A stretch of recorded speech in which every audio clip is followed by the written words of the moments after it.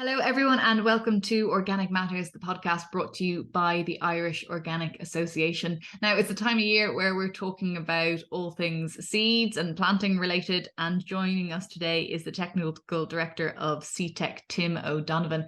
Tim, thank you very much for joining us. I guess first things first, Seedtech, what kind of seeds do you supply?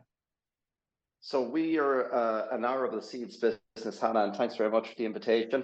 Seedtech was established in the 1850s, and it's a family-owned business in Waterford, and under various different names, Power Seeds and Seedtech. It's been around for a long time. So at the moment, into the organic sector, we would supply organic husky oats, which is probably the biggest end of our market. Also, we do a small amount of organic barley and wheat seed that is produced abroad, and we'll import it in if people are looking for it. And we do a certain amount of organic peas and organic beans as well. And I mean, there aren't that many organic tillage farmers out there. There's only about 60. So do we have any idea of the volume of oats or any of the other crops that are being grown? Yeah.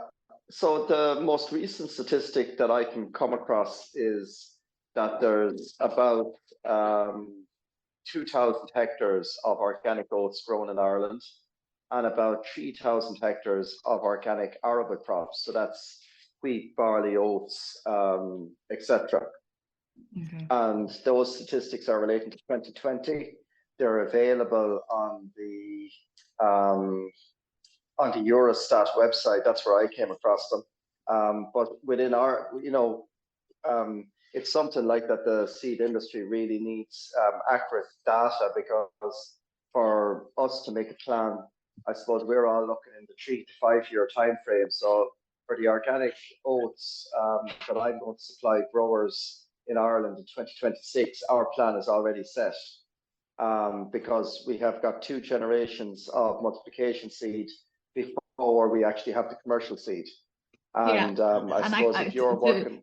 To put it into context for people who aren't aware, a lot of nearly every tillage farmer will operate on kind of a 4 to 5 year crop rotation, and that's really important, particularly in organic, when you're looking at soil fertility. What crop is going to follow what crop, because you don't have the advantage of chemical fertilizers or chemical sprays to help you. So it's really important people know in advance what seeds they can get and what they're going to plant.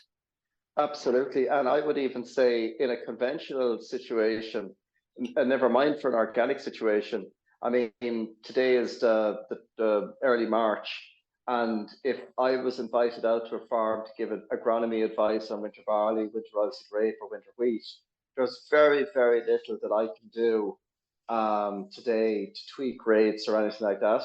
But if I was called out 2 years ago, I could put in plan a rotation that would actually reduce down the incidence of diseases, of pests, actually of weeds as well, because it's really with rotation that we control all of these things conventionally. Even though it might appear that it's totally based on spray, but actually no, most of the biggest interventions that I can make will be 2 or 3 years advanced of a field. Yeah. And it might be, there's something like 300,000 hectares of agricultural land under conventional tillage. So, it might look like organic tillage is a drop in the ocean, but it's an incredibly important sector, not just in terms of organic food for humans, but organic feed for animals in Ireland. There's going to be a big push on now for more organic dairy farmers, and everyone knows the price of organic dairy feed is at least a third more expensive, and it's a bit cheaper if you can get it all from Ireland, but that's very difficult. Very few organic tillage farmers are growing seed for organic dairy cattle or organic beef cattle even. So there is a chain there. Yeah, if you just took the 3,000 hectares of arable crops in 2020 and multiply that by, a very good average for organic would be 5 tons to the hectare. Yeah. So that's 15,000 tons. And I mean, there's a chunk of that going into the oats market, the porridge oats market. There's a chunk of it going into malting for organic beer, organic whiskey, organic malt. And then I suppose there's a chunk of it that I would supply seed to certain people who mill for organic flour. and organic. Just a certain amount of that land would go into organic flour, certainly for artesian mills. So I suppose, yeah, I mean, the animal feed sector, organic animal feed sector, is probably in a very deficit situation. And I would have said, it would be in everybody's interest if we could produce a little bit more organic feed here in Ireland. And I know there's one very good mill down in the south of the country that I'm aware of. I don't know of many others that do a lot of that organic feed is their main business, but certainly it's something that I think we're going to have to up our game on if the organic sector is to progress and reduce reliance on imported feedstocks. Because at the end of the day, carbon, sustainability, all of those buzzwords is related to how far you're producing something versus consuming something. And the circular economy relies on the organic manures, excuse the pun, would say the farmyard manure and the slurries to go back out onto that cropland again. And in my opinion, that's the best way for the organic animal feed business to be incorporated or to be part of the arable crop business. Yeah, definitely. I guess taking a step back a minute, the demand for organic seed, has it increased for you guys over the last couple of years, or how has it been? Yeah, no, it has increased. This is our third year supplying organic husky oats seed. It has increased year on year. I suppose the difficulty is that, as I said, the statistics are a little bit old by the time they come to us, and we just don't know, what sort of demand is there. Like our in conventional seed production and in organic seed production, we're thinking 3 years in advance for stock seed. So we really do need more accurate statistics to kind of meet that demand. And I suppose year-on-year increases, is it increasing by 5%, 10%, just in-house for I you? would have said it's probably gone up by about 25% over the last 3 years. That's very impressive. Yeah. Yeah, no, that's the demand. I mean, we're Yeah. still not meeting 50. We're only meeting 50% of the demand at the moment, because of the fact that we estimate, again, they're estimates. This is the problem. We estimate that about 50% of the organic market is met by derogations for conventional seed undressed. Okay. Yeah. Okay. And are you importing the husky seed, or? No, it's produced in Ireland. Okay. Yeah. Yeah. When I say that, so what we're producing in Ireland is there's 3 generations of organic cropland that's used to produce the seed that the farmers are sowing at the moment, or will sow. And are you importing any other kind of organic seed, like beans or anything, for instance? Yeah, we import organic beans, peas. Now, it's not always organic, certified organic seed, Hannah, because if a farmer wants a particular variety for whatever reason, or if we think that a variety would be better to stand or better on disease resistance, we may have to get conventional seed undressed, and the farmer then would have to get a derogation. And that's part and parcel of the business we're in, Yeah. And I mean, there's lots of talk about beans. If farmers are looking for beans this year, organic beans, are they going to be able to get them organically, or will they have to get a derogation for them, do you think? They'll have to get a derogation for the most part, because there's no organic beans seed produced in Ireland, and the varieties that are organically produced may or may not be suitable, and it could be limited availability. So at the moment, it's conventional varieties undressed with a derogation. And to be honest, there's no dressing on beans anyway, so it's the equivalent of what a conventional farmer is sowing. And in terms of market trends, is it all oats and beans, or are there anything else that you find organic farmers are asking for? No, I'd say 90% of the arable area is under oats. Faba beans and peas in terms of mixtures will be the next ones. Okay. And after that, then there's smaller amounts of wheat and barley, but it's limited based on, I suppose, people's demand. I suppose, look, oats grows well in Ireland. I mean, in 1847, there was 1 million acres of oats in Ireland. Wow. And I mean, the climate suits, like everybody was organic in 1847, so yeah, it's easy. it's easy to see why that's the most popular crop, because it was the fuel of today. I mean, look, turnips would grow, all brassicas grow well in Ireland. I mean, oilseed rape, turnips, mangels, they are quite suitable to Irish climates as well. And another crop that's very suitable to an Irish climate organically is rye. I mean, rye would have been a popular enough crop in the 1800s up to the mid 1900s. And there was actually populations of rye were actually saved from the Aran Islands and were put into the seed banks. So rye is another crop that would be suitable. I suppose, look, barley and wheat, yeah, but certainly, oats is the most popular at the moment. And where do you see it going? I mean, you've talked about a 25% increase in demand. Do you think that's going to continue? I guess I know we've had an influx of organic farmers joining the scheme, predominantly beef and sheep farmers, but they will still need organic feed potentially. So do you think the organic feed market is going to increase, animal feed market, or do you think potentially the organic food side for humans could increase? Well, virtually every customer that I deal with in terms of retail merchants would say to me that they have X number of farmers converting to organic. And it's certainly starting to really gather pace in terms of compares to where it was. I mean, certainly I could see it increase in the demand for arable. I mean, that's what, now it's for animal feed for certain, okay? The trouble is that the protein element of what we produce in Ireland, we really have to be careful that, we may not have certain types of feedstuffs that are able to be produced here organically. And the market at the moment isn't doing that. The market is really limiting itself to oats because they're the easiest to grow. Yeah. But I think in the future, we're going to have to be a little bit more diverse in what we grow.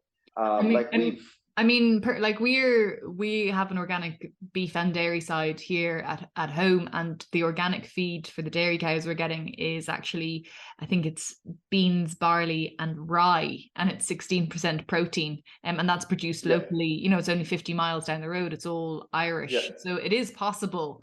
But you probably have to bring your A game to make sure it's possible. I mean, the beans will be, I'd say, well, I don't have an area of beans that's produced organically, but I would have thought it was in the hundreds of acres or less.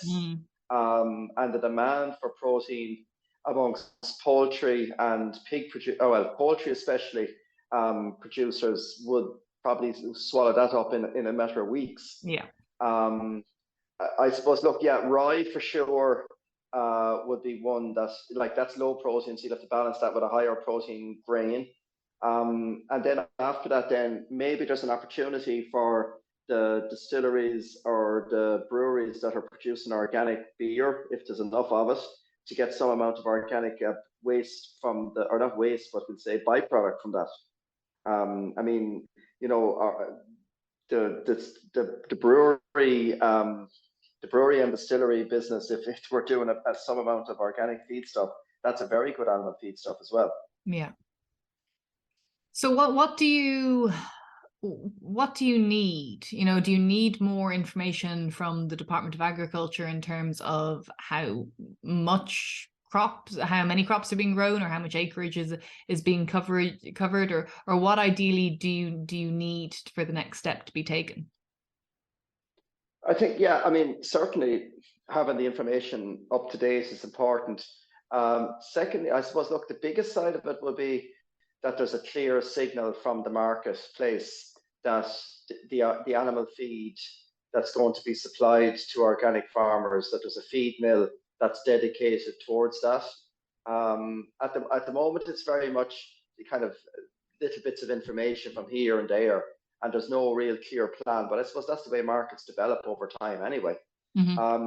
I think, certainly from my perspective, like we're on a 99.99% purity in our seed plant. So we'll say when you buy a bag of seed that's 1,000 kilos, there's only grains of non-pure seed in that bag. Okay. So that 99.99% is with all the modern conveniences of conventional farming at our beck and call. And to produce organic seed to the same standard is a very, very hard ask. Is And it I more, mean, does look, it end up being more costly as well?